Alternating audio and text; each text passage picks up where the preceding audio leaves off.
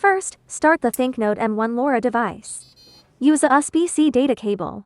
One end is connected to the device, and the other end is connected to the computer USB port. Open your browser and visit the official Meshtastic online burning website. Select elecrow from the list of manufacturers. Device model, select ThinkNode M1. Select the required firmware version and click the flash burn button. Select the string slogan corresponding to the device. Click download to get the firmware UF to format file. Copy the downloaded UF to firmware file. Open the elecrow-boot drive letter recognized by the computer. Paste and replace the original firmware file.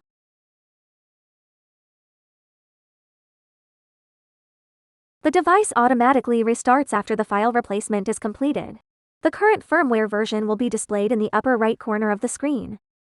After the device is turned on, it will automatically enter the Meshtastic welcome interface. Long press the button to confirm the selection. Short press the button on the right side of the device to set the LoRa region.